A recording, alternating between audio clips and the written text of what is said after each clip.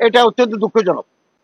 কারণ একটা দেশের সরকার প্রধানকে আরেকটা দেশে অসুর বানিয়ে উপস্থাপন করাটা এটা এটা খুব অশোভন, অসম্মানজনক। আমরা এটাকে নিন্দা জানাই। আমরা মানুষের প্রতি সম্মান দেখাতে চাই।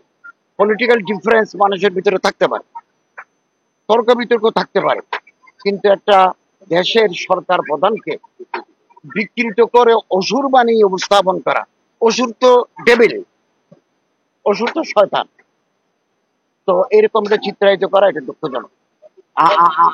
আমি মনে করি যারা এই কাজগুলো করেছেন তারা এটা ভালো কাজ করেন নাই। এটা আমাদের মানুষের প্রতি মানুষের যে সম্মান বোধ এটা বিনষ্ট। না, এখন তো আমাদের সরকার প্রধান দেশের বাইরে, পররাষ্ট্রমন্ত্রীও বাইরে। কারা করেছে এগুলো খোঁজ নিতে হবে। আমাদের পররাষ্ট্র মন্ত্রী, পররাষ্ট্র উপদেষ্টা ওনারা কালকে আসবেন, ওনারা সিদ্ধান্ত নেবেন যা এটা করতে হয় এটা করবেন।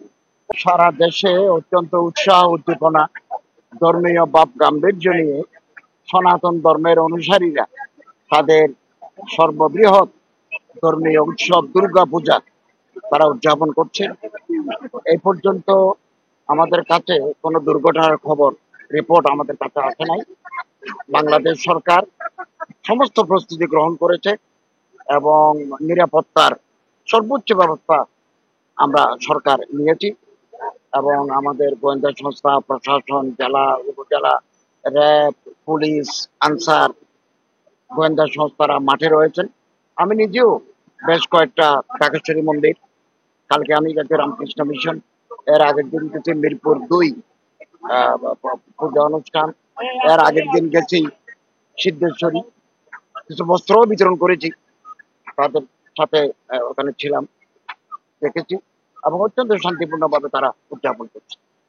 এবং আমরা আজকে তো অষ্টমী না নবমী গেল, নবমী গেল, কালকে দশমী হয়ে যাবে। তো গত বছরও আমরা শান্তিপূর্ণভাবে করেছি। ছোটখাটো দুইটা বিচ্ছিন্ন ঘটনা সব জায়গায় ঘটে থাকে, এটা কমুল্যযোগ্য নয়।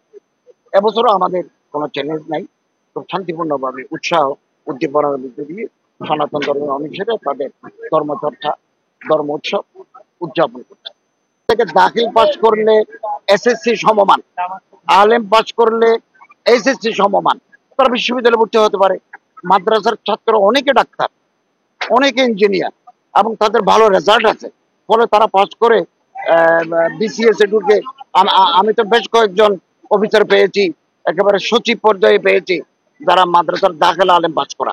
অতএব তারা দেশ গঠনে প্রশাসক হিসেবে এবং ডাক্তার, ইঞ্জিনিয়ার হিসেবে সমানে তারা সুযোগ লাভ করতে পারেন।